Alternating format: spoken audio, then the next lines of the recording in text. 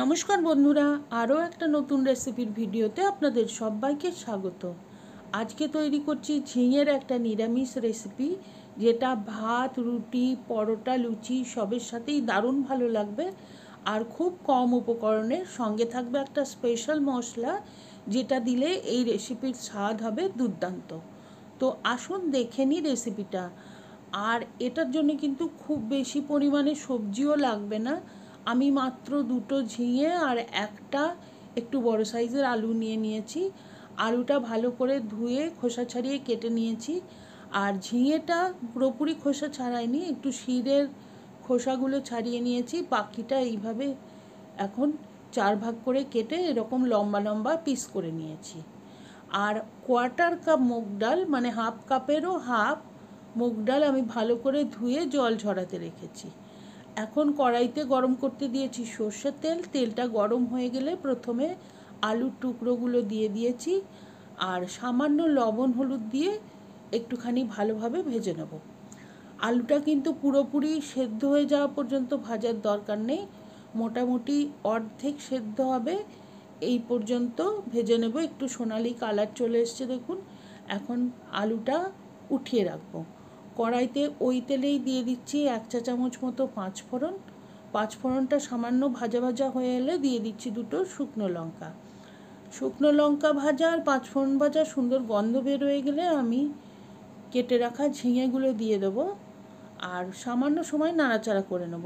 এই সময় কিন্তু লবণ দেব না, কেননা ঝিঙেতে এমনিতেই প্রচুর জল আছে। লবণ দিলে জল বেরিয়ে যাবে, ঝিঙেটা ভাজা হবে না, সেদ্ধ সেদ্ধ হয়ে যাবে। তো প্রথমে একটুখানি ভেজে নিয়েছি, তারপরে দিয়ে দিচ্ছি হলুদ গুঁড়ো, 1/2 চা চামচ কাশ্মীরি লঙ্কার গুঁড়ো আর সামান্য লবণ।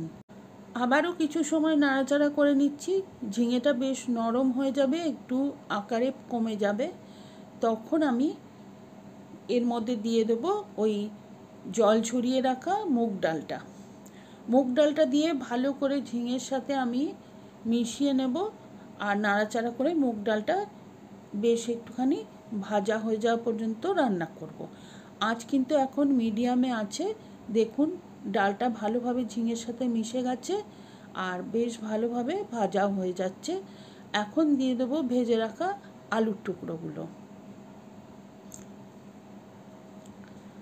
আলুর টুকরোগুলো দিয়ে আমি ঝিঙে আর মুগ ডালের সাথে খুব ভালোভাবে ভেজে নেব। আর এটা ততক্ষণ পর্যন্ত ভাজবো যতক্ষণ পর্যন্ত না মুগ ডাল ভাজার একটা সুন্দর গন্ধ বেরোয় যায়। এই ভাজা মুগ ডালের গন্ধের জন্য এই তরকারিটা খেতে খুব ভালো লাগবে। এরপরে দিয়ে দিলাম আমি আন্দাজ মতো জল। বেশ সবজিটা ডুবে যাবে এরকম জল দেবো, আর জলটা কিন্তু আগেই ঈষদ উষ্ণ গরম করতে দিয়েছিলাম। এখন ডাল সেদ্ধ করে নেওয়া পর্যন্ত আমি ওটাকে রান্না করব, ঢাকনা দিয়ে মিনিট 10 সময় লাগবে। ততক্ষণ আমি মশলাটা বানিয়ে নিচ্ছি। এর জন্যে কড়াই বসিয়ে দিয়েছি গ্যাসে, আর শুকনো কড়াইতে দিয়ে দিয়েছি 1 চা চামচ ধনে, 1 চা চামচ জিরে, 3-4টে এলাচ, 1 টুকরো দারচিনি আর 10-12টা গোলমরিচ। ভালোভাবে ভেজে নেব, সুন্দর গন্ধ বের হয়ে যাবে আর কালারটা একটু চেঞ্জ হয়ে যাবে, তখন গ্যাসটা অফ করে দেবো আর ঠান্ডা হলে গুঁড়ো করে নেব। আর এর মধ্যে কিন্তু 10 মিনিট হয়ে গেছে, তো ঢাকনা খুলেছি আমি তরকারির। আর 5টা চেরা কাঁচা লঙ্কা আর সামান্য পরিমাণ দিয়ে দিলাম চিনি। যেহেতু নিরামিষ রান্না একটু চিনি দিলে ভালো লাগবে, তাই জন্য চেষ্টা করবেন চিনিটা দিতে।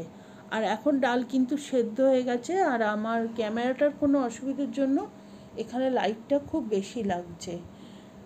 আর এখন আমি দিয়ে দিচ্ছি একটুখানি 1.5 চা চামচ মতো ওই যে মশলাটা গুঁড়ো করে রেখেছিলাম ওইটা।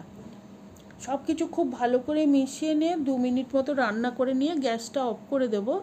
এখানে যেহেতু ডাল দেওয়া আছে, এটা ঠান্ডা হলে কিন্তু আরও একটুখানি তরকারিটা ঘন হয়ে যাবে। তো এখন আমি গ্যাস অফ করে দিচ্ছি, আর 10 মিনিট বাদে আমি দেখাচ্ছি। দেখুন 10 মিনিট বাদে তরকারিটা ঠিক এই রকম দেখতে হয়েছে।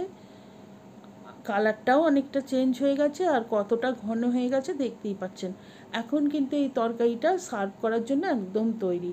আপনারাও বাড়িতে অবশ্যই একবার ট্রাই করে দেখবেন। এইভাবে রান্না করলে ছবি শেয়ার করতে পারেন আমার ফেসবুক পেজে, কমেন্ট করে জানাবেন কেমন লাগলো। আর রেসিপিটা ভালো লাগলে please like, share and subscribe my channel.